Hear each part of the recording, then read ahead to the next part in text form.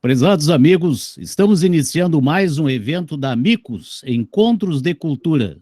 Os trabalhos serão conduzidos pelo nosso presidente, engenheiro Flávio Ferreira Presser, a quem nós passamos a palavra.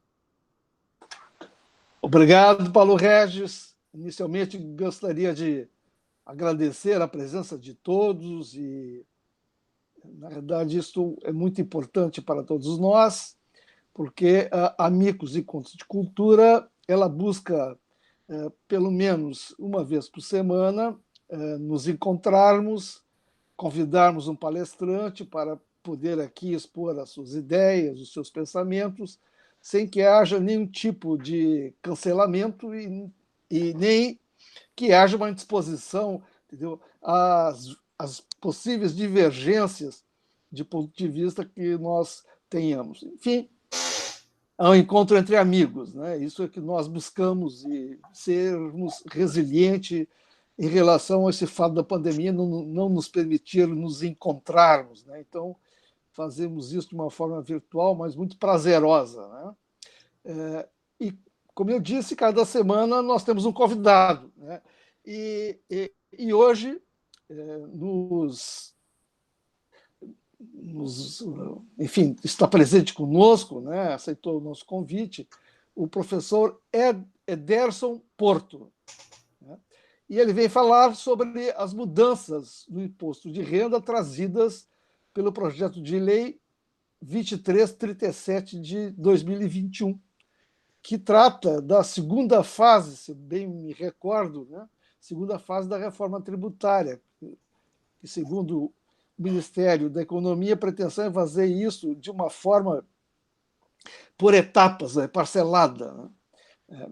Enfim, o professor Edson Porto, ele é doutor e mestre pela Universidade Federal do Rio Grande do Sul. Ele coordena o mestrado em Direito na área de tributação de empresas e dos negócios, e também é professor na área de especialização em Direito e Gestão Tributária, ambas na Unicinos.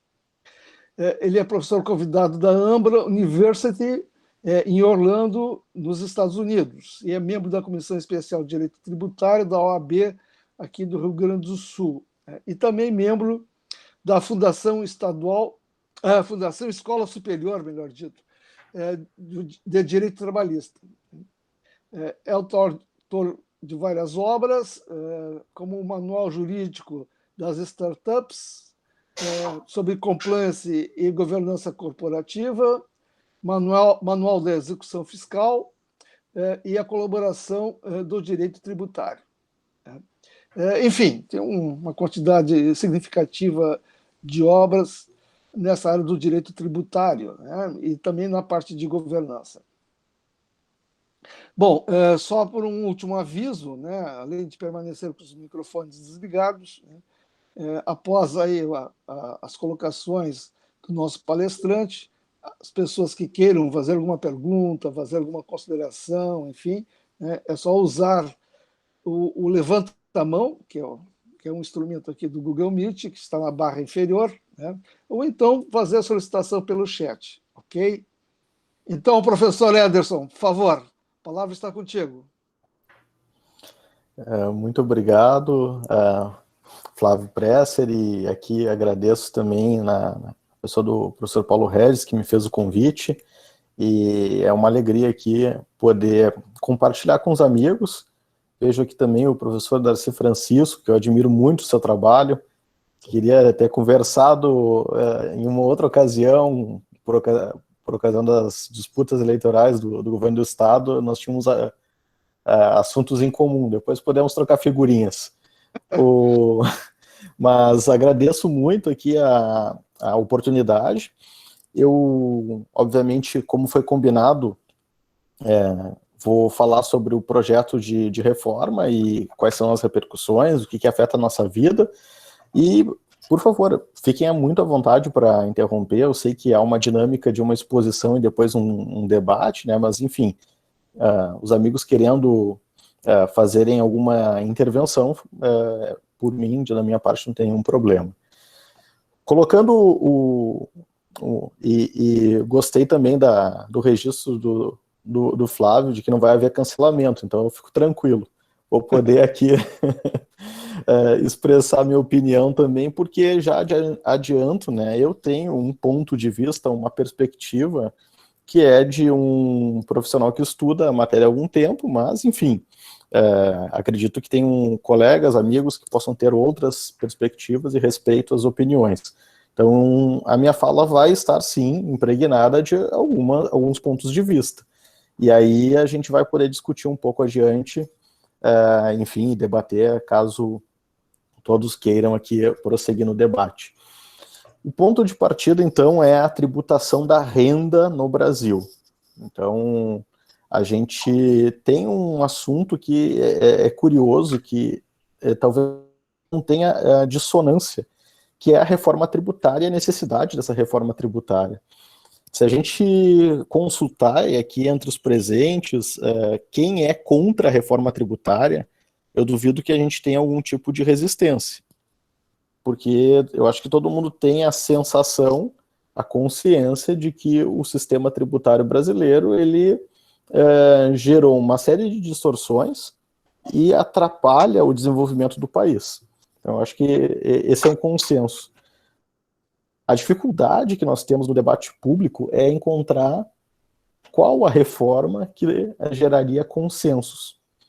Porque a gente tem o setor produtivo, o setor empresarial, que tem uma perspectiva, a gente tem o setor das pessoas, da massa da mão de obra assalariada, que tem uma outra perspectiva, a gente tem o setor dos interesses dos entes federados, que são perspectivas distintas, e aí a gente tem uma dificuldade de chegar num consenso.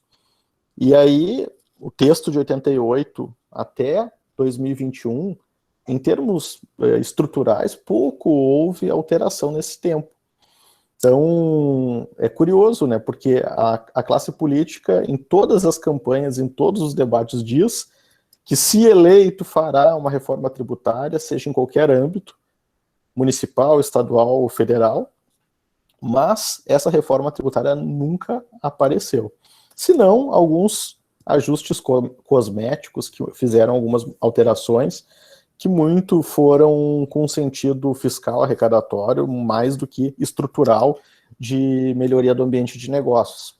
Então, esse é o ponto de partida. E aí, como sempre, toda a nova administração, a população acalenta uma expectativa. Bom, desta vez vai ser diferente, desta vez vão ocorrer as mudanças. E se teve uma perspectiva, porque veio numa popularidade muito alta, se aprovou a reforma da Previdência e se imaginava que teria suporte político para aprovar a reforma tributária, que seria próxima da pauta, o que não aconteceu, né? Estamos no meio do terceiro ano de mandato, e o que apareceu até agora foram abandonadas duas reformas muito mais sensíveis, muito mais drásticas que ocorreriam, que é a PEC 45 e a PEC 110. Essas seriam bem mais profundas, as modificações. E aí eu não vou discutir elas, né, porque não é o foco do nosso debate hoje, mas depois a gente pode conversar se algum colega quiser debater. Elas foram abandonadas e o governo apostou numa reforma tributária fatiada. E aí eu compartilhei com o professor Paulo Regis um pequeno artigo que eu escrevi no meu blog, eu dou vazão para as minhas ideias, enfim, no blog, depois eu compartilho com todos os presentes também.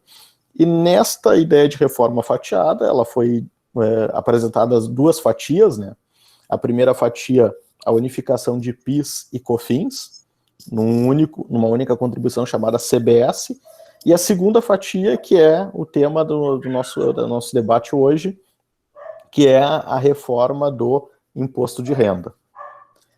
Esse projeto de lei, mencionado pelo Flávio Presser agora há pouco, está no Congresso e tinha-se a expectativa de que fosse votado semana passada na Câmara, mas o governo e as alianças políticas notaram que não teriam o apoio necessário para aprovação, e foi dado um passo para trás, recuou-se na ideia de votar aquele texto, que já foi muito modificado com os substitutivos dos parlamentares, mas que a gente pode aqui discutir um pouco dos eixos centrais. Então, para deixar todo mundo na mesma página do que nós estamos falando, modificação da legislação do imposto de renda em 3 vértices, em 3 pilares. A modificação do imposto de renda da pessoa física, então a tributação da pessoa física, a modificação da legislação do imposto de renda da tributação da pessoa jurídica, as empresas, e o terceiro verso, o terceiro pilar, a modificação do imposto de renda no que diz respeito à tributação dos investimentos. Tá? Então, são esses os 3 pontos que a reforma, o projeto de lei do governo federal, encaminhado pelo ministro da Economia, buscava enfrentar. Então, são esses 3 pontos. Nesse artigo que eu mencionei, que eu escrevi, eu tomei o cuidado de pegar, e isso é coisa que só quem é maluco, eu brinco com os meus alunos dizendo que é só um tarado para fazer, que é, durante a campanha política, eu escuto os formuladores da política econômica de cada candidato. Eu me dou o trabalho de assistir e ouvir, seja aqueles que eu simpatizo, aqueles que eu não simpatizo, eu escuto todos. E eu escutei em todos as propostas que eles haviam formulado, especialmente no campo que me interessa, que é a tributação. O curioso é que a proposta que foi encaminhada nesse projeto de lei 2337, ele não era a proposta apresentada pelo então candidato, que hoje é o presidente da República. Ele tinha os pontos essenciais de mudança, de alteração, eles estavam sendo defendidos. Eu elenco aqui apenas 2 candidatos de aspectos políticos distintos. Ele era defendido pela proposta do PT e pela proposta do PSDB. Os pontos essenciais ali dessa mudança. Então, vocês vão me dizer, bom, mas ninguém presta atenção como tu prestas, né? Então, talvez dificilmente alguém tenha votado no candidato A ou no candidato B em razão dessas propostas. Mas, enfim, esse é um ponto que eu coloco aqui como discussão, né? Será que tem legitimidade um projeto que não foi apresentado? Será que tem legitimidade um projeto de que... olha, o professor Luiz Antônio Longo nos brinda com a presença. Um grande abraço. Então, essa é a primeira questão, né? Não foi esse o projeto que foi eleito, né? Mas, enfim, admitindo que dentro do debate político que vai se travar no Congresso, então com representantes eleitos, talvez ali se expresse a vontade da população. E chama atenção que na articulação desse projeto que iria para votação, como eu falei a semana passada, e se imaginava que fosse aprovado sem muita resistência, já se viu que não tem o apoio que se imaginava ter. Então houve um recuo. Quais são os principais pontos para a gente poder aqui ter clareza do que está sendo discutido e até mesmo para criticar ou apoiar em determinadas questões que estão sendo tratadas? Começo pela pessoa física. Então, a tributação da pessoa física no Brasil, ela tem aquela chamada tabela progressiva, que acredito que todos conheçam. São alíquotas que variam de acordo com o aumento da capacidade de contribuir.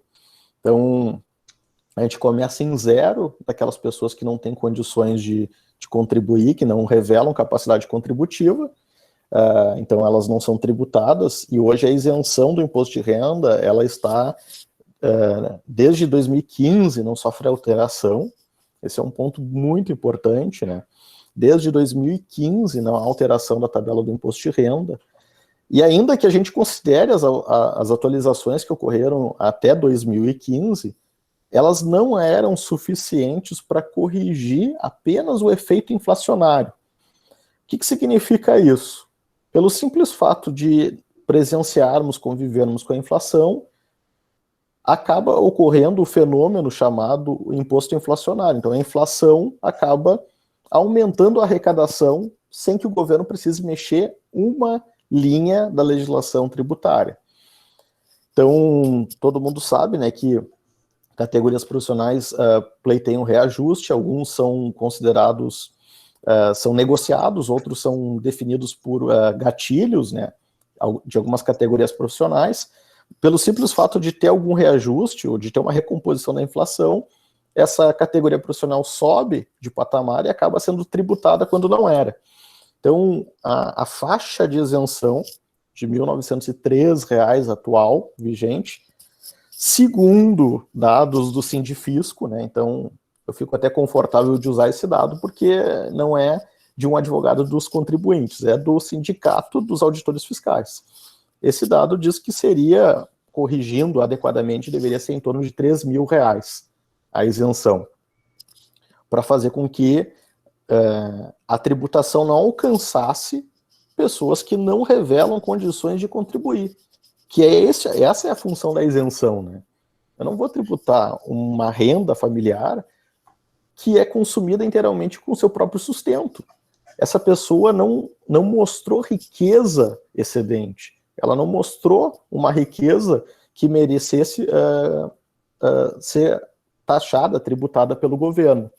Então, corrigir a tabela não é um benefício, não é uma benesse, mas sim a expressão de um princípio constitucional, que é o princípio da capacidade contributiva. Então, lá na Constituição está escrito que cada um deve contribuir na medida das suas possibilidades, das suas capacidades econômicas. Tributar uma pessoa que recebe R$ 2.000 não é justo. Não é justo porque, sabidamente, essa renda vai se esvair completamente com o próprio sustento dessa pessoa ou família. Quantas famílias não vivem só com R$ 2.000 ou menos? Então, esse é o primeiro ponto. A correção da tabela do imposto de renda. Então, quando se fala em correção, a inércia beneficia o governo, beneficia a administração, que arrecada mais a cada ano que passa, porque vivemos com inflação. Em alguns períodos com uma inflação maior, em outros períodos com uma inflação menor, mas a gente convive com a inflação. E essa inflação vai, de forma implícita, aumentando a arrecadação. Então, a correção da tabela era uma promessa de campanha que seria feita e foi encaminhada. O que aconteceu? Uma correção bastante tímida. No projeto de lei apresentado, se elevaria a isenção para R$ 2.500. Então, de 1.903 passaria para 2.500. Até aí, um ponto que permeia o debate aqui é a crise fiscal que toma conta da administração federal e, de resto, todos os estados da federação, praticamente, vivem uma dificuldade de dar conta das despesas estatais com os recursos arrecadados. Então, qualquer ponto percentual discutido para desonerar ou isentar é um ponto percentual de aumento ou de estagnação do déficit que as administrações têm notado. Então, aqui há um embate muito tenso para aqueles que, assim como eu acredito que o professor Darcy também estuda bastante esse tema, que é a responsabilidade fiscal. Então, cada ponto percentual que se negocia e que se desonera, seja qual for o segmento, independentemente de quem nós estivermos falando, é uma dificuldade, porque o cobertor é curto, né? Então, se desonera uma categoria, desonera um setor da economia, eu acabo dificultando o cumprimento das metas fiscais. E isso é um compromisso de Estado, né? Não deveria ser compromisso de governo, isso é um compromisso com as futuras gerações, o cumprimento do equilíbrio fiscal. Então, esse ponto, ainda que eu considere insuficiente, foi um avanço.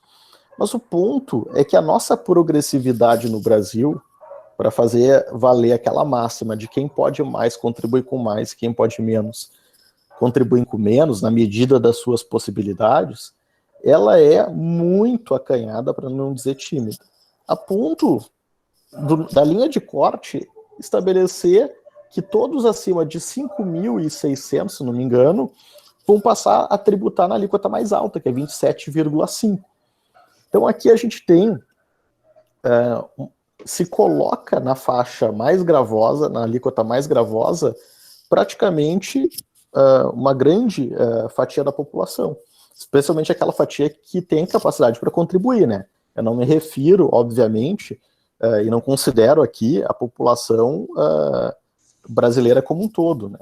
É evidente que a população brasileira como um todo, se a gente considerar o Brasil como um país de população pobre, um país de renda baixa, como os números apontam, a grande maioria da população é isenta ou nem tributa, dada a informalidade.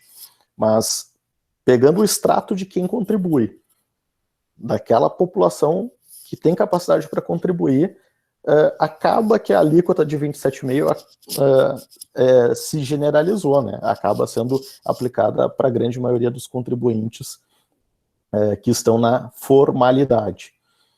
Bom, então, isso não foi corrigido. As faixas, a variação das faixas, elas são muito pequenas, muito tênues, a ponto de qualquer categoria profissional aí que ganha acima de R$5.000 já se enquadrar na alíquota mais alta. Aliado a isso, o governo, no que diz respeito às pessoas físicas, de forma muito sutil e muito disfarçada, e isso é uma das coisas que eu mais abomino no debate. As coisas têm que ser tratadas de forma transparente, né? Eu acho que se a gente está discutindo, tem que dizer com clareza o que se quer fazer. E detesto os jabutis que são inseridos dentro da legislação como se ninguém estivesse vendo. Então, um dos jabutis que estão ali diz respeito à modificação da declaração simplificada. Acredito que aqui todos, como eu, devem ter visto as declarações em papel da Receita Federal, né? Antigamente se fazia em papel e cada formulário tinha uma cor. E antigamente nós calculávamos e escrevíamos no papel, aprendi com meu pai a fazer isso, fazia no papel lá a declaração, e aí chegava no final dos cálculos, aí eu descobria, puxa, era mais vantajoso fazer a simplificada. Eu tinha que começar tudo de novo. Aqueles que faziam manuscrito ou datilografavam, né? Quando eu falo isso na sala de aula, tem alunos que nem sabem o que eu estou falando, datilografia. Mas, enfim, é um passado que não alterou em nada na declaração eletrônica, né? A vantagem é que, com um meio eletrônico, a própria Receita Federal já sinaliza qual é o modelo mais vantajoso. Para aqueles que fazem a sua declaração, devem acompanhar, né? No canto inferior ali esquerdo, aparece as simulações. A sua declaração vai ser melhor completa ou melhor simplificada, de acordo com o perfil desse contribuinte. Tendo mais despesas dedutíveis, é evidente que a completa é mais vantajosa. O fato é que o governo, no meio do projeto, restringe o uso da declaração simplificada. E aí fica difícil até de entender o porquê, né? Se não, para restringir e diminuir o que é considerado como um benefício fiscal. Quando, na verdade, toda e qualquer, e isso é um ponto de uma perspectiva minha, toda e qualquer medida que vise simplificar o sistema, ela tem que ser entendida mais do que do ponto de vista arrecadatório, mas sim da facilidade com que o contribuinte vai lidar com a tributação. Então, vejam, se existe a possibilidade de eu simplesmente dizer qual é o meu salário e o computador concede o desconto automático, independente de eu saber ou não saber quais são as despesas dedutíveis, isto é uma medida de simplificação. Então, além da questão de arrecadar ou dar um maior desconto para o contribuinte, inegavelmente, a declaração simplificada, ela facilita a vida do contribuinte. O que a proposta tenta fazer é restringir o uso. Restringir o uso sem muito explicar por quê. A meu juízo, só tem uma razão: aumentar a arrecadação para compensar essa elevação da faixa de isenção. Eu não vejo uma outra explicação plausível para restringir o uso da declaração simplificada. Além disso, todas as distorções que nós temos no que diz respeito às despesas dedutíveis vigentes na legislação atual, elas são mantidas. Então, hoje, na legislação, uma pessoa que se submete a uma cirurgia plástica, reformadora, enfim, estética, colocou silicone nos peitos ou corrigiu uma ruga, essa despesa é totalmente dedutível. Totalmente, sem nenhum tipo de limitação.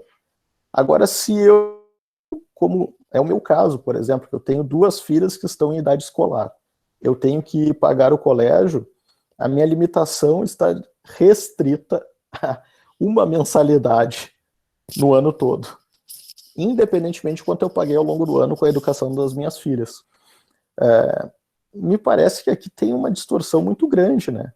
Como é que pode certas despesas, e não que a saúde não seja importante, mas toda e qualquer despesa com saúde, despesa sem qualquer limitação, em contrapartida a dedução com educação, ela é limitada num patamar muito pequeno. Despesas com dependentes, é um valor que é irrisório, né? A despesa dedutível com dependente. Então, nós sabemos que o dependente, ele depende ao longo de 12 meses, mas a despesa que é permitida abater, ela não dá conta do gasto de 1 mês, de 2 meses, de um filho que tem, eu não estou nem falando de necessidades especiais, né? Estou falando de colégio, alimentação, vestuário, etc. Então, isso não foi atacado, isso não foi enfrentado. Basicamente, a legislação da pessoa física foi alterada nesses 2 pontos.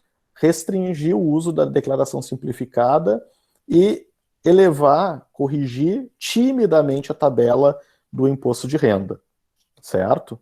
Então, esse é o primeiro ponto. Segundo ponto que a legislação enfrenta, né, é a alteração da legislação do imposto de renda no que diz respeito às pessoas jurídicas.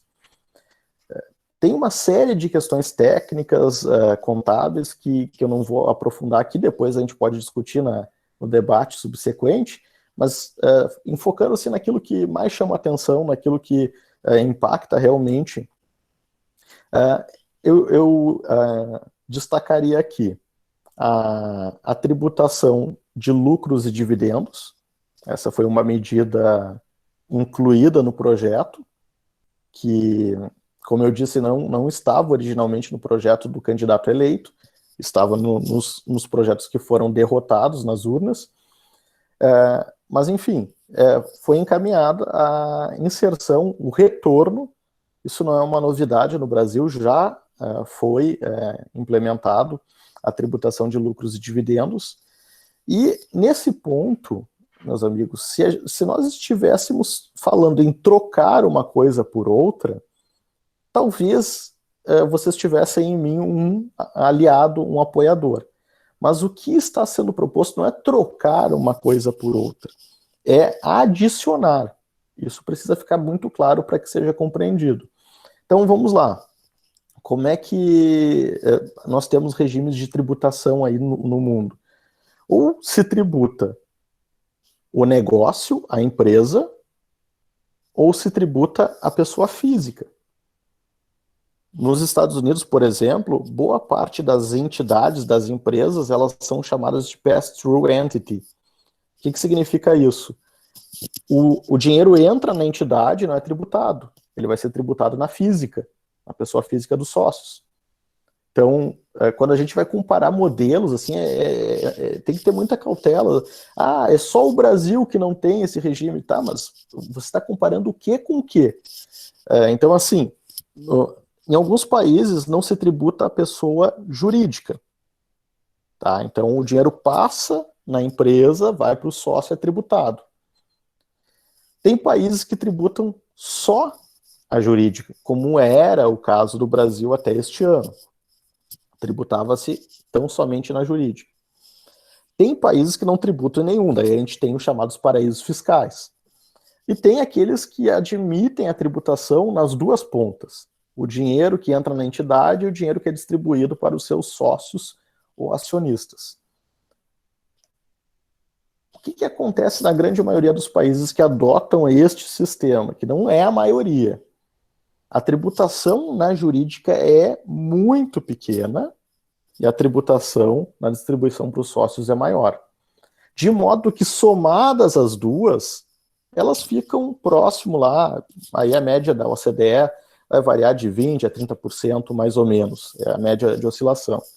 O que a gente tem no Brasil? A gente tem uma tributação que tem, peguem aqui comigo, contem comigo, imposto de renda da pessoa jurídica, contribuição social sobre o lucro líquido. Isso não tem nos outros lugares do mundo, tá? É o mesmo tributo, é a mesma incidência tributária, só que com 2 nomes. IRPJ, CSLL. É a mesma coisa, só que dividido em 2 nomes. E aí tem uma razão de natureza financeira para justificar essa divisão da tributação da renda no Brasil, mas que a gente não pode desconsiderar, tem que somar. Se a gente agregar a essa tributação a incidência da contribuição para a Previdência, que incide sobre as empresas e incide sobre os empregados. E isso não é dinheiro que está entrando, não é a receita. Se a gente inserir ainda, adicionar algo que daí eu sou uma posição minoritária aqui. A grande maioria dos estudiosos analisa PIS e COFINS como uma tributação sobre o consumo. Só que, tecnicamente, pela legislação, a base de cálculo dessas duas contribuições é a receita. Significa dizer que, no início do mês, independentemente do que acontecer na vida daquele empresário, daquele negócio, ele pode ter perdido uma demanda judicial, ele pode ter tido que fazer a rescisão de trabalhador, ele pode ter que pagar uma despesa bancária, enfim, ele pode ter prejuízo no seu negócio, mas o governo ele foi o primeiro a receber, porque ele está lá na primeira linha do demonstrativo contábil, é a receita.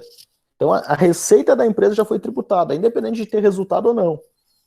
Poxa, eu não vou considerar isso no impacto do negócio? Aliado a essa carga toda, que se dimensiona em 34%, se está propondo adição, essa é a palavra, adição, de mais uma alíquota de 20% na distribuição, quando for distribuir para os sócios, certo? Então, adicionaria-se mais 20%. O governo, tentando tornar palatável o projeto, diz, não, mas vocês não devem somar as coisas, vocês têm que entender assim que uma coisa é a jurídica, outra coisa é a física. Somar as duas é inadequado, equivocado. Mas se a gente está falando de uma medida que vai impactar, e qualquer medida tributária, qualquer modificação na legislação tributária, por menor que seja, ela tem impacto na vida em sociedade, para o bem ou para o mal. Se a gente não for avaliar, e assim, dando a perspectiva de quem tem negócio, de quem empreende, como é que eu não vou calcular o impacto da tributação no meu negócio para eu verificar se ele é viável ou inviável? Como é que eu não vou avaliar o quanto custa, do ponto de vista tributário, o negócio, sobre todos os aspectos, e aí pouco importa se é tributo direto ou indireto, eu tenho que compor isso. Se eu não estiver fazendo essa avaliação, eu não sou um empresário sério. Eu tenho que compor todos os tributos, verificar e ver se com a margem de retorno esse negócio para de pé. Qual é o incentivo que esse tipo de reforma pode encaminhar? E aí eu passo ao terceiro e último ponto, que é a modificação da legislação dos investimentos.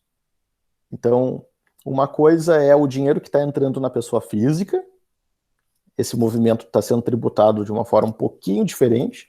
Uma coisa é o fenômeno do dinheiro entrando na jurídica, que está tributando um pouquinho diferente, como eu mencionei. E outro fenômeno é o dinheiro que a pessoa já tributou. Vejam só, eu já ganhei o dinheiro, eu já tributei, seja eu servidor público, assalariado, seja eu empresário, que eu tributei na jurídica e distribuí isento para a física, esse dinheiro que já foi tributado, agora eu vou aplicar em algum tipo de produto financeiro. E hoje a gente tem os mais variados regimes a depender do tipo de aplicação financeira que a gente vai falar. Tem tabela regressiva, tem tabela progressiva, tem come-cota, tem isenção, tem um universo de regimes tributários. O governo propõe, e nesse aspecto é uma intenção interessante, de simplificar. E aí reúne-se em torno de uma única alíquota as várias modalidades de investimento. Renda fixa, renda variável, aplicação em fundos, etc. Interessante.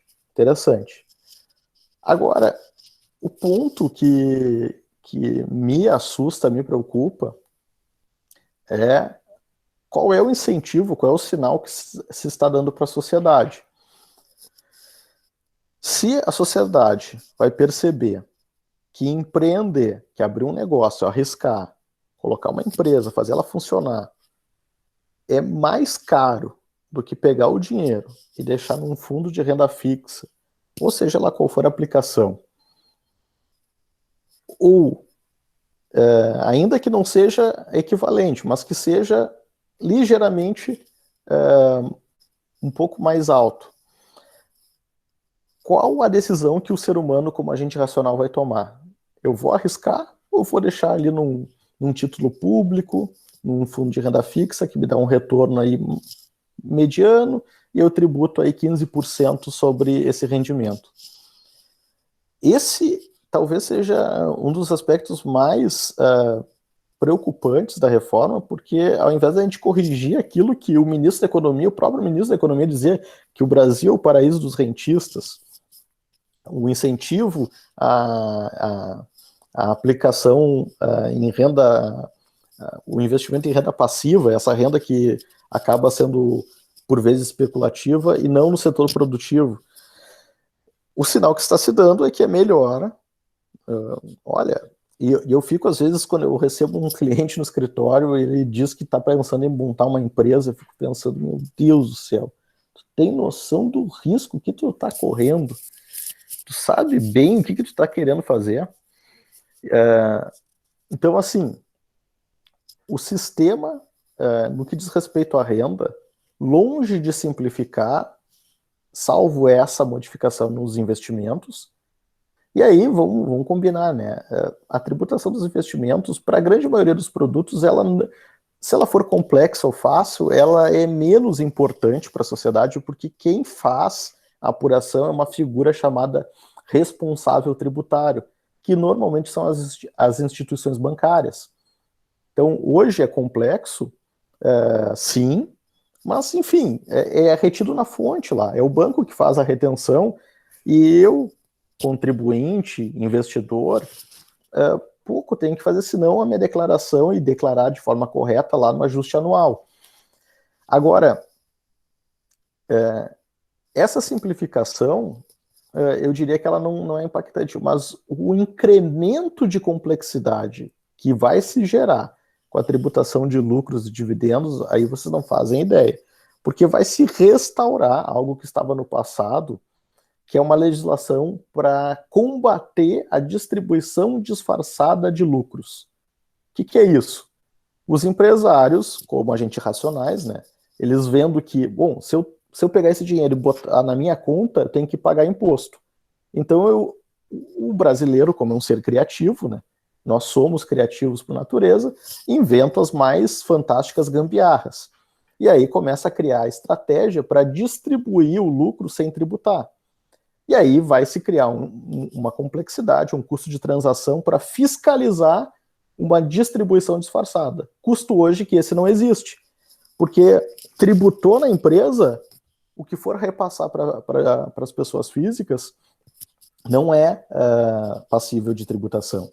Então, para efeitos de fiscalização, de conformidade tributária, de compliance, o nosso sistema é muito mais simples hoje. Ainda que nós tenhamos uma série de defeitos e vicissitudes. Mas o sistema, ele simplificou com a modificação criada lá em 1995, se não me falha a memória, quando então o secretário da Receita Federal era o Everardo Maciel. Esse movimento hoje está em xeque, a proposta visa extinguir. Existe um limite de isenção para as empresas optantes do Simples, que é R$20 mil por mês, e aí vejam como são as coisas do Brasil, né? E eu vou falar aqui entre amigos e colegas da minha própria classe, que são os advogados. Quem grita mais, quem chora mais, quem pode mais grita menos, né? Como diz o ditado. Ali no apagar das luzes, quando estava indo o projeto para o plenário da Câmara para ser votado, os profissionais liberais conseguiram uma isenção. Conseguiram a isenção para essa categoria. Poxa, aqui eu não estou falando em nome dos advogados, nem dos profissionais liberais, mas não há razão para ter essa distinção. Com todo respeito, se algum colega pensar diferente. Ou vai se tributar a distribuição de lucros e dividendos para todos, ou não vai se tributar para ninguém. Agora, mas eu sou advogado, eu tenho que ser tratado de forma diferente. Não, peraí.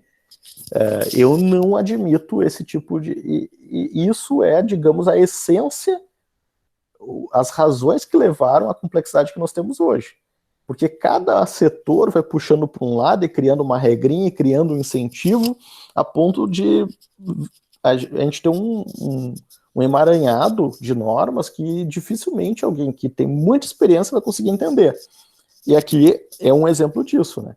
Não estava no projeto original, e nos últimos minutos ali se insere os profissionais liberais dentro da isenção ilimitada na distribuição de lucros e dividendos.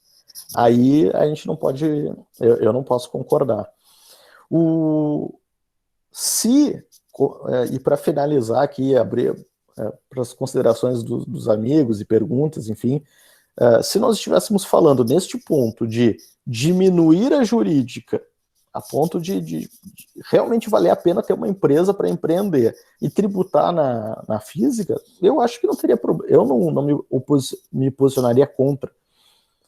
Eu não seria contra. O problema é que a gente não está fazendo uma coisa por outra, a gente está adicionando na complexidade. O governo sugeria diminuir 2 pontos percentuais do imposto de renda. Só que talvez nem todos saibam, o imposto de renda na jurídica funciona assim. Tem a alíquota de 15%, tem os 9% da CSLL e tem mais 10% de adicional, daquilo que ultrapassar 60 mil no trimestre. Então, assim, não é 15% só o imposto de renda. A tributação da renda tem que ser somada com todas essas alíquotas. E isso ia ser reduzido em 2 pontos percentuais. Diminui 2 na jurídica e aumenta 20 na distribuição para o sócio. Então aí, lamentavelmente, esse é uma sinalização para desencorajar. Olha, não investe. Eu não estou nem falando aqui o que é um fantoche, um espantalho, que é uma figura que a gente sempre ataca, que são o 1% das famílias mais ricas do Brasil.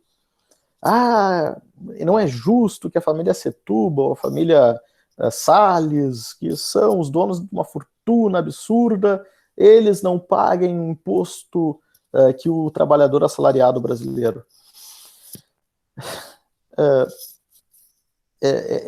A gente está falando, de novo, de um percentual muito pequeno, uma fatia muito pequena da população, e que, se eles sentirem isso desconfortável, se vier uma reforma que ataque essencialmente os mais ricos, eu não tenho dúvida que as grandes fortunas tomarão um caminho do aeroporto do Brasil. Eles não têm dificuldade para fazer isso, não lhes falta recursos, não lhes falta assessores, não lhes falta oportunidades ao redor do mundo. É muito fácil hoje abrir uma conta no exterior sem sair daqui do Brasil, é muito fácil. Então, eu acho que esse não é o problema. Eu tô falando das pessoas comuns, assim, o sujeito que abre uma padaria, que está pensando em abrir um mercado, que está pensando em colocar ali uma barbearia. Esses negócios, quando colocados numa planilha, e planilhados pela reforma vão ficar muito, muito difíceis. E aí a gente estimula, para finalizar aqui, o empresário a não crescer. O simples, que era para ser só uma porta de entrada, que era para ser só aquele caminho assim, olha, começa e depois você vai crescer e vai desenvolver e vai ir para um outro regime que é de gente grande. O que a gente criou foi um gap tão grande entre o simples e o lucro presumido e o lucro real, que hoje a pessoa que vai dar o passo, ela não alcança, a perna não alcança para ir para o outro. E o que acontece com a grande massa assim, de sociedades, que a grande maioria está incluída no simples? Fazem das coisas as mais variadas possíveis. Tem empresário que para de trabalhar, dá férias coletivas.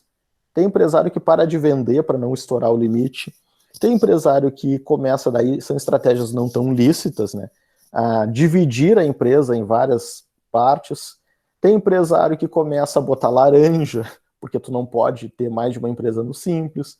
E aí a gente começa a criar de novo complexidades. Então, esses problemas, que vamos incentivar, vamos encorajar as pessoas a empreender, vamos estimular a sociedade brasileira a aplicar as suas economias, os seus recursos no setor produtivo, não me parece que essa é a sinalização, infelizmente. Então, meus amigos, tentando ser resumido aqui na minha exposição, são 3 pontos bem... se eu fosse detalhar aqui, ia ocupar mais tempo ainda, mas eu tentei resumir esses 3 pontos da forma mais sintética e didática possível, e aí eu fico à disposição para esclarecer e, enfim, debater com os colegas. Ok, Ederson, eu acho que realmente tu conseguisse, botando esses 3 pilares, né, enfim, fazer um comentário en passant sobre cada um deles, né, mas perfeitamente entendível, né? Enfim, tu és professor, tu tem didática, e deu para entender exatamente as colocações que tu fizeste. Mas, fazendo só um pequeno comentário, tem pessoas já aqui escritas, eu vou querer fazer uso da palavra, mas eu fiquei matutando uma coisa que tu falaste, que é um dos jabutis, que é o uso do modelo simplificado, né? Eu não sou nenhum especialista, né? Não sou entendido juridicamente, né? Eu sou um contribuinte do imposto, né? E nem um estudioso como o Darcy. Mas eu estava dizendo, pô, deve ter uma razão, porque ninguém faz mudanças, governos fazem mudanças diante de uma crise fiscal para reduzir tributação, né? Sempre deve ser... E eu penso que existe uma razão para isso, seja ela, porque no simplificado tu faz uma presunção de gastos, ok? Então, quais são os principais gastos? Educação, dependentes, né? Você tem depois saúde, enfim. Eu faço no modelo complexo. No completo, melhor dito, né? Bom, então, assim, só que a população está envelhecendo, né? E se nós olharmos para a pessoa com mais idade, ela não tem tantos descontos automáticos assim, porque ela não tem mais dependentes, ela possivelmente tem pouca gastos com educação, né? Aumentam mais os gastos com saúde, né? Mas eu creio que a base de tributação aumenta, trocando simplesmente, fazendo essa restrição do simplificado para o modelo completo. Eu acho que aí tem um jogo, entendeu? Que é para você oferir ganhos e talvez, como dissesse, compensar pelo aumento do 2.500, né, que é o piso da contribuição, ou, na verdade, o teto da não contribuição da isenção. Né? Alguma razão deve ter. Mas, enfim, Guaranha, pedisse a palavra, por favor. Tem que ligar o microfone, Guaranha.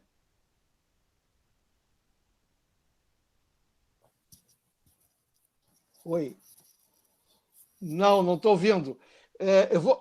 Faz a pergunta agora, Eduardo. Oi. Guaranha, conseguisse? Ligou. Tá bem. Tá ótimo. Vai lá, por favor. Faça a Não fui eu pergunta. que pedi a palavra, Pressa. Mas está sim, está com tua mão levantada ali. Mas, Não. enfim, tá bem. Então vamos lá, Eduardo Fará.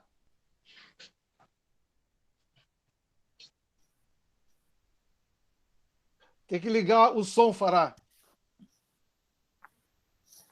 Liga o microfone. Fará, tu tem que ligar o microfone.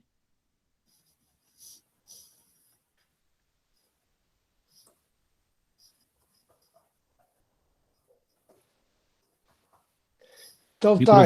O microfone continua desligado, Fará. Tá bem. A Aida. Darcy Francisco e a Aida também querem falar. A Aida, por favor, Aida. Professor Ederson, eu queria saber se você tem algum comentário sobre a alíquota única de 25% que estão cobrando a todos os aposentados brasileiros que residem no exterior, independente do valor de ingresso. Desde salário mínimo estão cobrando 25% de imposto. Sim. Aí a gente tem um outro fenômeno, né, que é a tributação internacional. Então, aí a gente vai analisar por uma outra perspectiva, que é o dinheiro que vem do exterior, por alguma fonte, e seja lá qual for, e ela incide sobre essa alíquota.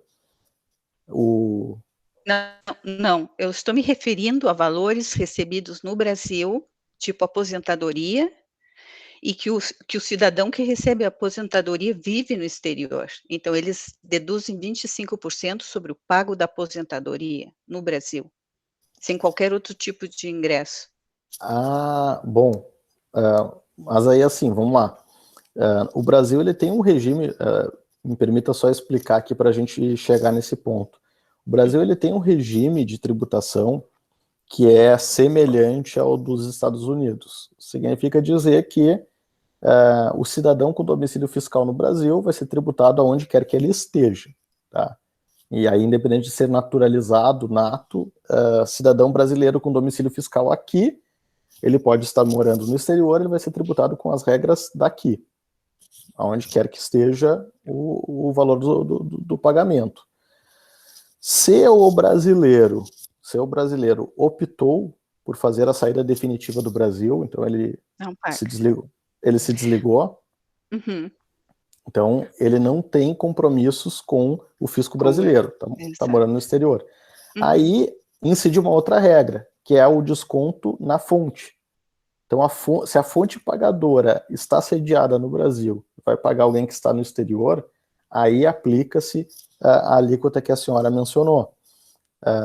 E essa é a gente pode dizer arbitrário, tirado do céu, sim, mas é a alíquota que o governo escolheu para tributar esses pagamentos direto na fonte. Então, a legislação ela sofreu uma alteração no que diz respeito a esse aspecto. Eu acabei nem abordando ali, porque nem imaginava que tivesse esse tipo de dúvida aqui entre os presentes, né? Mas ela vai tributar de forma mais gravosa pessoas que têm estratégias ou, enfim, investimentos no exterior e negócios no exterior. Uhum. Ederson, nesse caso, não existe nenhum investimento no interior. Nada mais é um cidadão brasileiro que se pensionou no Brasil e foi viver no exterior. Então, ele recebe a aposentadoria no Brasil e essa aposentadoria de R$1.000 vem gravada de 25%. E eu sei que existem iniciativas que dizem que isso é inconstitucional. Então, sem dúvida. E parece que já existem projetos de lei questionando isto. Porque não é dizer que estão investindo, simplesmente aposentado que foi passear no exterior e já estão. E existe um intercâmbio entre os bancos, porque eu vivo na Costa Rica há mais de 20 anos e tenho contas e bancos. Resulta que eu fui abrir uma conta num banco novo e me pediram um numerito do Brasil. Eu nem sabia o que era, nem a embaixada sabia o que era. E eu descobri no final que era o CPF, então eu dei o CPF E no próximo pagamento da aposentadoria no Brasil veio já dedução por residente no exterior. Quer dizer, o sistema está todo conectado. Mas sempre, eu tenho escutado que há uma discussão, porque tem gente que está perdendo muito com isso, para mim não é muito impactante, mas 25% de alguns valores pode ser bastante impactante para quem mora no exterior. Sem dúvida. É que, para efeito da legislação, e aí como a senhora bem apontou, né, por vezes pode se caracterizar uma tremenda injustiça, né, porque eu não estou tributando um mega investidor, um dinheiro que uma pessoa que está morando num lugar paradisíaco, simplesmente é um recurso pago no Brasil, mas a pessoa optou por não ter o domicílio fiscal no Brasil. A legislação é uma régua, trata de forma igual pelo simples fato de não ter o domicílio aqui.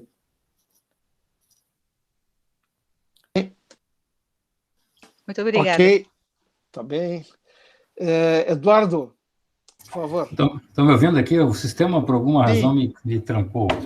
Eu queria agradecer ao colega, inclusive, pela oportunidade de estar compartilhando sua experiência e conhecimento, e brindar um princípio que foi dito no início, indiretamente, que é no taxation without representation, né? Isso é uma coisa que os brasileiros não aprenderam ainda. Está atrás, ó. Pois é, eu não consegui ler, porque está longe para ler, mas deve ter escrito lá, né? A carta magna. É isso aí, no taxation. Bom, mas nesse manicômio tributário, no palavra de Alfredo Becker, né? Eu diria o seguinte, eu tenho primeiro duas coisas para dizer. Uma, que eu votei no Zé Serra quando morei em São Paulo, acreditando que ele representasse os interesses nossos, da classe média, e deduzir o imposto de renda dos investimentos com criança em escola. Uma filha já está agora para entrar na faculdade, se Deus quiser, mas eu paguei a vida inteira escola cara e nunca consegui descontar, é um absurdo. O outro guri está indo, mas agora isso é uma reclamação que carece de esclarecimento, porque tem alguns servidores em algum lugar desse país que conseguiram esse desconto. Não sei onde, não vou dar o nome aqui, que você quer gravar depois. Agora, ver a nossa amiga sendo tributada no exterior, usando sua aposentadoria, é um absurdo dentro de um país que tem algumas categorias profissionais que recebem valores fora do salário, com outra chancela, né, meu cara? E se nós advogados não brigarmos, aí eu discordo do colega com todo, a gente tem que defender os interesses, desculpe, quem pensa em contrário, respeito, mas não é tratar desigual, é tratar justamente o advogado labuta de uma forma diferente de alguns outros profissionais. Inclusive, não dá para descontar os nossos honorários, acho que os clientes não conseguem descontar o honorário advocatista em imposto de renda, não sei se estou conseguindo, talvez consigam cirurgia plástica, né? Uma plástica jurídica, vou brincar aqui. Mas o meu foco é o seguinte, eu queria, esse aqui não é o foro, mas eu quero deixar dito, as pessoas gostam de viajar de avião, não gostam? Pois é. Então, tem um projeto aí, que não sei como é que ficou, eu queria que o colega me ajudasse, que é o imposto de renda sobre leasing de aeronaves. Era de 1,5, agora parece que vai voltar para 15 por uma lacuna jurídica, vamos dizer, normativa. O colega, como vê essa percepção? Porque, na verdade, o arrendamento mercantil aeronáutico é visto no Brasil de uma forma bem esquizofrênica. Posso falar, porque eu escrevi um trabalho sobre isso, e critiquei que a norma tributária é que faz o conceito de arrendamento mercantil, não é a lei civil, não é um direito privado que tinha. É um absurdo. Então, ela entende isso como um aluguel, mas, na verdade, esse arrendamento exige um monte de outros custos embutidos, que é a manutenção da aeronave, muito complexo do jeito que é. Então, simplesmente, os caras acharam que tinham que tributar as empresas arrendadoras de aeronaves em 15%. Tá bom, tá, tu tributa lá, mas quem paga o tributo é quem paga daqui, né? Aí encarece o transporte aéreo de uma forma, assim, substancial. Como é que o colega vê isso? Essa aqui não é para esgotar o tema, falando, agradeço o contato e desculpe se perguntei muito. Muito obrigado. Não, imagina, de forma alguma. Agradeço aí as palavras. Quando a gente fala sobre a tributação e vai botando uma lupa em cada um dos regimes e das especificidades, a gente fica, às vezes, até sem entender. E aí eu aproximo a pergunta anterior da Aida, que fez sobre o recebimento de brasileiro, enfim, pessoa que está residente no exterior. Se a gente for pegar a legislação no detalhe lá, vai ter, por exemplo, embaixador, representantes em missão diplomática, servidores de algumas estatais que estão no exterior e que têm benefício fiscal. Aí, por quê?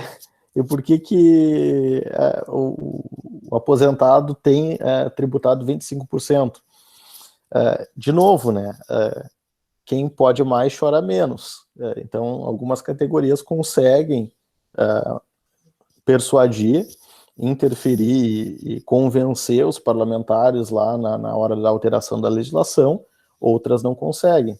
Eu entendo que toda e qualquer alteração ela tem que ser avaliada pela perspectiva do impacto econômico. E aqui tem uma crítica aos nossos colegas advogados que perderam a capacidade de dialogar sobre com esse ferramental a ponto de serem alijados do debate. E parem para pensar quanto tempo faz que um jurista não é chamado para falar sobre tributação. Tentem lembrar qual foi o último jurista, o último profissional do direito que foi debater tributação no debate nacional. Via de regra, os advogados profissionais do direito não são ouvidos porque realmente perderam a capacidade de discutir esse tipo de impacto. Toda e qualquer alteração na tributação, ela vai repercutir em algum aspecto nas relações sociais. Então, o colega Eduardo Fará trouxe aqui a questão da tributação das aeronaves. É evidente que qualquer modificação vai repercutir no setor aéreo. Se a gente pegar, por exemplo, o setor automotivo e o setor de bancos, tá? Tido e dito por todos que os melhores setores do Brasil, a indústria automotiva e a indústria o setor financeiro. Vocês já pararam para pensar por que, se é tão bom assim, se é tão vantajoso, por que os estrangeiros não vêm para cá?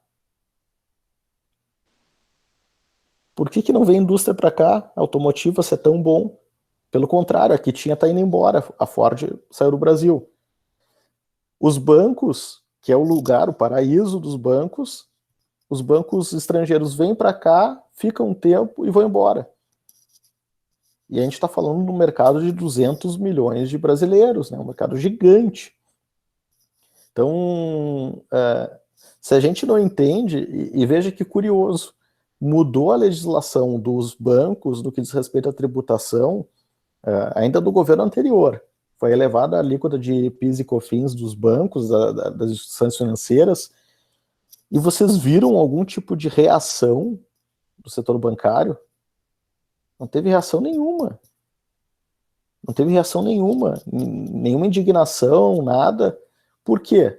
Porque é extremamente concentrado, são poucos, esse ônus econômico é repassado para nós, a gente não tem escolha. Bom, eu tenho 4 bancos, vou ter que me socorrer de algum deles, e aí acaba que não tem por que discutir com o governo. Pode aumentar a FEBRABAN, bancos não vão nem discutir, eles deixam. Quanto mais complexo, quanto mais difícil for para alguns setores, melhor é, porque daí é difícil o custo de entrada de competidores, né?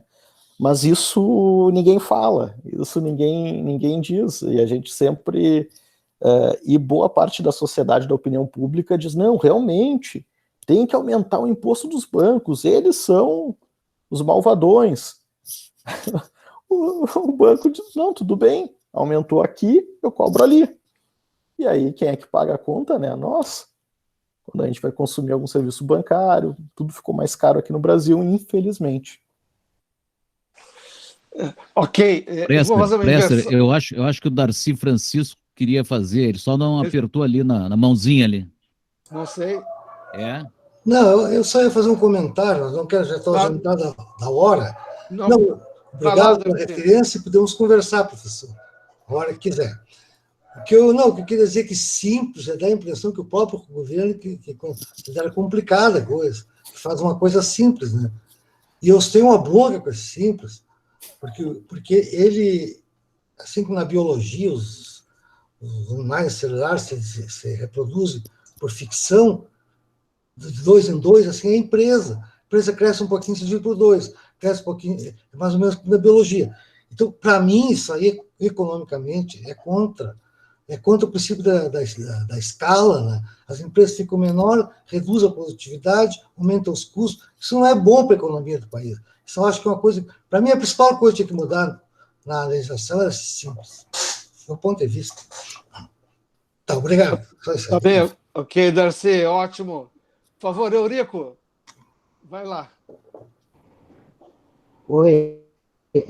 Parabenizar o palestrante aí, Ederson. Eu achei bem legal. Particularmente concordei com bastante coisa que você falou.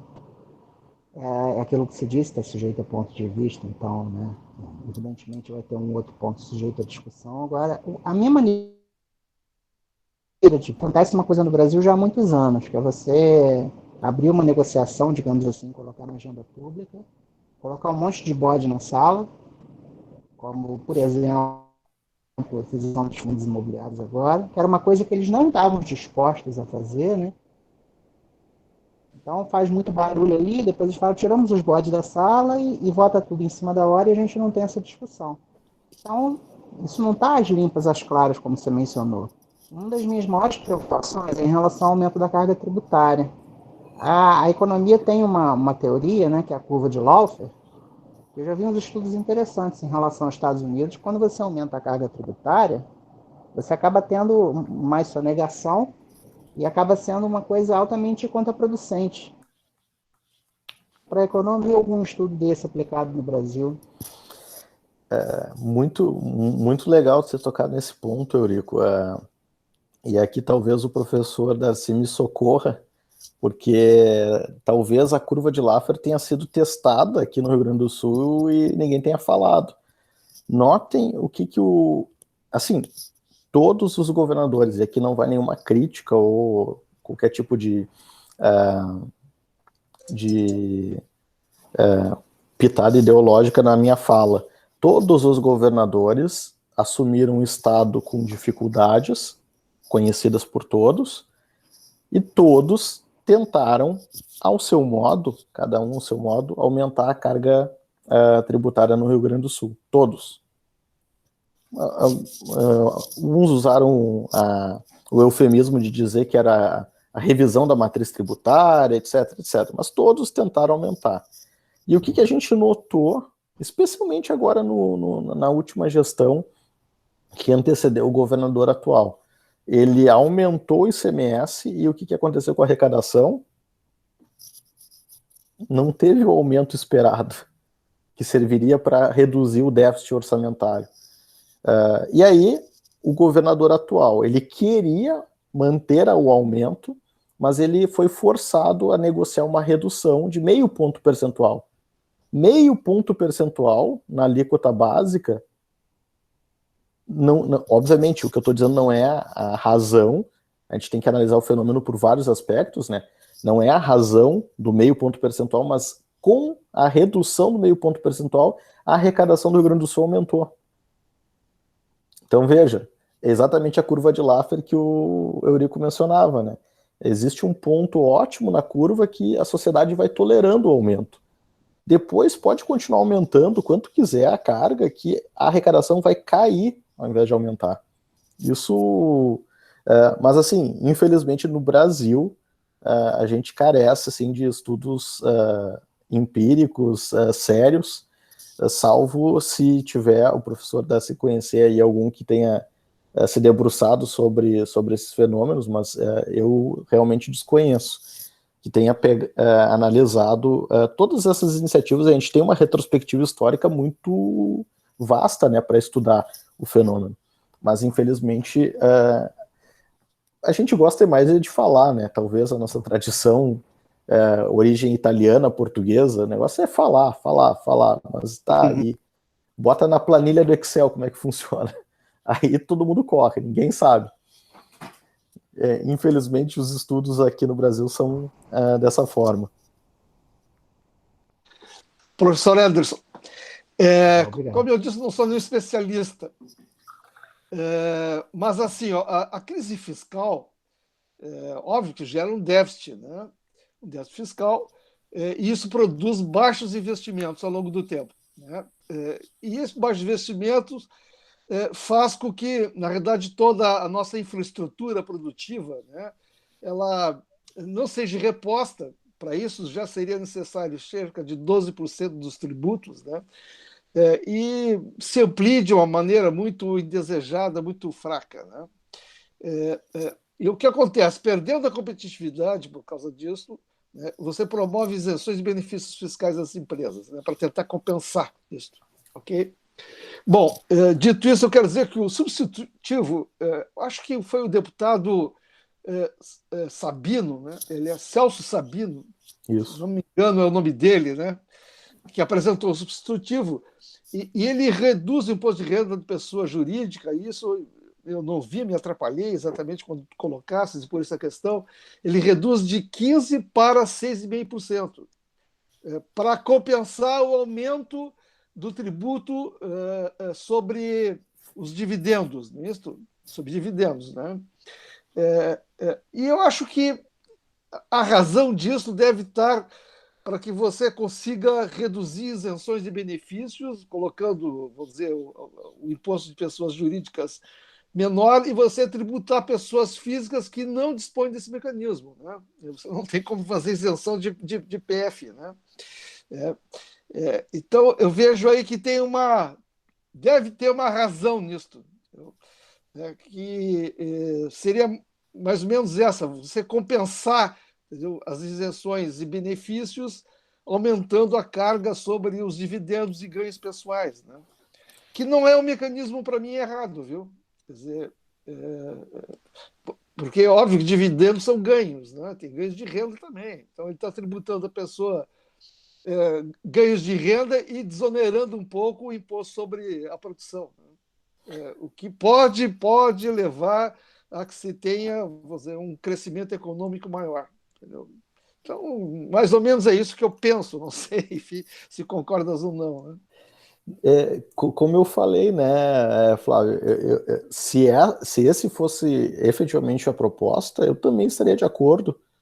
Eu acho que se fica mais socialmente justo, se a sociedade se sente melhor vendo tributar o acionista, o sócio, mas aí reduz a pessoa jurídica, acho que combinadas essas duas medidas pode atender um anseio social, que eu acho que é razoável, é justificável, e de outro lado, estimular o crescimento. Eu acho que tem capacidade de fazer isso. Agora, o que foi apresentado não foi isso. Então, aí eu fico com dificuldade de saber o que a gente está discutindo. É o projeto ou é o substitutivo? E se é o substitutivo, ele vai ser realmente o que vai ficar dos debates lá no plenário? Ou vai se inserir uma outra emenda parlamentar? Mas, assim, conceitualmente eu estou de acordo.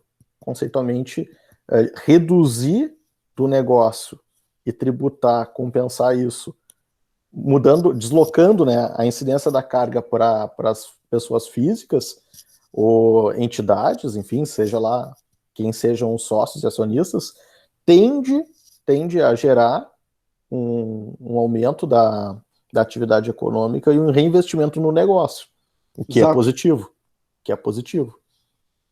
Mas isso não está no substitutivo? Você está me dizendo? Está no substitutivo, mas não está no inicial, né? Quer dizer, no PL, não. E aí o ministro Paulo Guedes, depois de aparecer o substitutivo, ele diz, olha, se é para complicar, eu prefiro que não mude nada. Então eu quero tirar o projeto. Então, afinal de contas, vai a votação ou não vai? Vai o texto original ou o substitutivo? Porque o ministro ele disse, olha, eu não... E muitas das questões que ele tentou remendar ficou pior no substitutivo. Este é um ponto positivo. Se for nesta proporção, eu acho que pode ter o efeito que você acabou de descrever. Tá bem. Ok, obrigado. Eduardo, por favor. Está reescrito aqui. Se me permite só dar uma contribuição aqui para o pensamento, não para a conclusão. Se nós fizermos, como o colega falou, o professor, que nós temos que justamente buscar a tributação no esquema da economia, aliás, aqui está um desabafo meu, eu faço parte de um grupo de estudos aí de economia, que eu digo, olha, Quanto mais economistas tiver no mundo e menos... O Alan Greenspan tem uma piada que ele falou no livro dele, aquele Age of Turbulence, que ele fala que os economistas são perigosíssimos, né? Mais que os mísseis nucleares. Mas eu queria, com uma advogada e também colega da ética, né? Vamos dizer, o que traz a economia à ética é o direito, né? Ao encontro do que nós estamos discutindo, e que o Presser levantou muito bem, mas se nós... Olha o que aconteceu. Veio a Covid, o mercado acabou. Então, o que eu sempre falava, mercado não é uma coisa aqui na atmosfera, que independentemente de fazer uma coisa, ela existe depois na decisão, existe e Natalino Hirsch diz isso, não sou eu, tá? Vou me defender aqui para não dizer que eu sou Natalino Hirsch dizia que não existe mercado. Mercado é uma decisão que vem atrás de processos que interagem assim por diante. Mas olha só, por mais auxílio que se dê ao cidadão, digamos que o governo pudesse dar, a Noruega pode dar, né? A Noruega pode pagar os seus cidadãos sem trabalhar nada. Mas imaginemos que nós pudéssemos pagar X mil reais por dia ou por mês para as pessoas não trabalhar. Por mais que nós pagássemos, nada representa o valor econômico que as empresas geram para o país em arrecadação. Se eu estou errado, me desculpe. Então, tributar o empreendedor é uma sacanagem, desculpa falar isso. Quer dizer, o cara vai empreender, eu sei isso que eu fui empregado, fui empreendedor, eu sempre pensei com os dois lados, é importante ter o emprego, é importante ter o trabalho, como dizia. Então, se nós quisermos ter uma justiça social, não é pagar para não fazer, tem que pagar para poder fazer, entendeu? Então, é o princípio de que você incentivar o empreendedorismo e a carga tributária tem que sobrar, quer dizer, parece que é uma coisa religiosa, se o cara não pode ganhar dinheiro trabalhando, quer dizer, é uma coisa, quando eu falei aquela palavra, eu não falei à toa, no taxation without representation, quer dizer, eu não estou dizendo que não se tribui, pelo contrário, foi injustiça, nós temos aqui a própria amiga aqui que mora no exterior, aposentada, digna, e paga mais que muito cara que está lá a serviço, e que ganha um monte de dinheiro por fora. Vamos deixar isso bem claro. Eu só queria contribuir com a discussão, porque é o seguinte, que nós pensemos, a partir de agora, o que nós queremos? É empreender ou ser... Quer dizer, para ter empregados, tem que ter empresas. Para ter fornecedores de serviço, tem que ter... Então, a empresa é a instituição que tem que ser preservada. É difícil de... Quando eu trabalhei quando escrevi aquele trabalho sobre a solidariedade social e a empresa, a disciplina da empresa, solidariedade social, eu tentei colocar justamente a asepsia ideológica totalmente fora, tá? Não discursei no sentido marxista, ou que seja, mas pensamos nós, o mercado provou que não existe. Não existe no sentido técnico, vamos dizer, ele é uma criação das circunstâncias de vida que fazem ele existir. Se eu estou tentando ser bem simplório aqui. E os custos de transação, que é muito estudado pelos economistas, um deles é a tributação. Ele distorce totalmente a engrenagem econômica para se possa girar a economia. É isso que eu quero dizer. Se os custos de transação são empecilhos para isso, a tributação errada é uma ferrugem no meio das engrenagens. Seria isso? Tô plenamente de acordo. E falei, né, durante a minha exposição que qualquer ponto percentual tem um impacto muito, muito expressivo na tomada de decisão como um todo. E só para encerrar aqui, não estender mais, nós tomemos como exemplo a gasolina. A gasolina. O governo do estado está quietinho, não fala nada. E aí teve a cara de pau do governador de São Paulo falando, não, mas faz não sei quantos anos que a gente não aumenta a alíquota da gasolina. Sim, mas não precisa aumentar. Mantendo a alíquota igual, aumenta a base, vai aumentar proporcionalmente o peso da tributação e, por decorrência, aumenta o preço que o consumidor paga, com mais uma perversidade, porque o cálculo é feito por dentro do ICMS, que é uma estratégia, e além disso tem substituição tributária, que é uma outra estratégia que distorce os preços.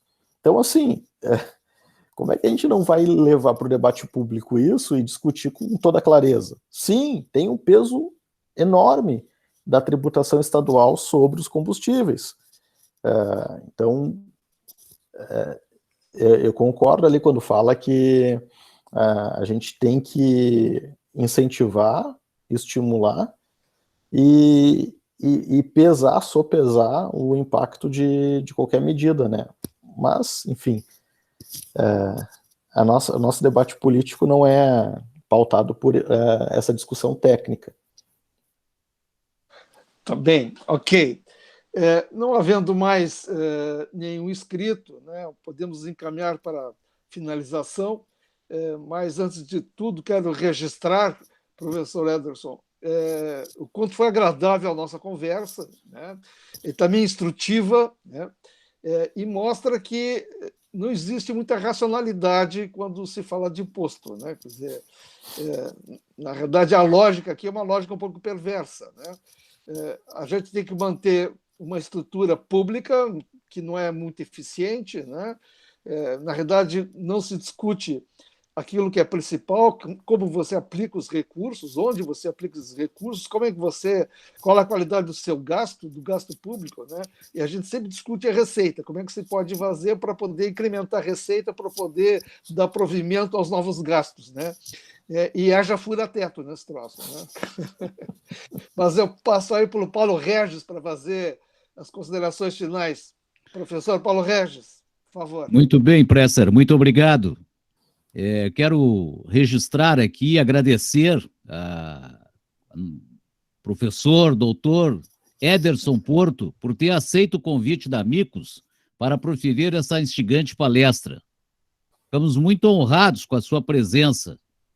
Agradecer e registrar as presenças do Eurico Rodrigues, que está nos acompanhando do Rio de Janeiro, da Aida Alice Flores de Arruda, que acompanha da Costa Rica, Altair Margarida de Conto, Eurico Rodrigues Filho, que está nos acompanhando de Belo Horizonte, Maria Aparecida Cardoso da Silveira, Onélio Luiz Soares Santos, Darcy Francisco Carvalho dos Santos e Luiz Antônio Longo, Romeu Nedel. Agradecemos a todos. Voltem sempre, participem dos nossos eventos. Por derradeiro, nós queremos convidá-los para participarem na próxima segunda-feira, dia 6 de setembro, neste mesmo horário, da conversa online com o cineasta Juan Zapata. Ele dirigiu, entre outros filmes, Substantivo Feminino, que, aliás, foi um documentário que nós discutimos na Amicus, no dia 5 de abril deste ano, onde se analisa a participação da Magda Renner e da Giselda Castro. Outro filme dele também de destaque é Simone, Para Sempre e também Uma Vez em Veneza. Nós vamos, na próxima semana, ouvir e conversar com o cineasta. Nossos trabalhos estão encerrados. Desejamos a todos muita saúde e uma boa noite. Até a próxima. Boa noite. Obrigado. Obrigado, professor. Obrigado. Um grande abraço. Obrigado, Edson. Um abraço. Abraço a todos. Obrigado pela presença de todos. Obrigado. Um abraço a todos. Tchau. Tchau, tchau.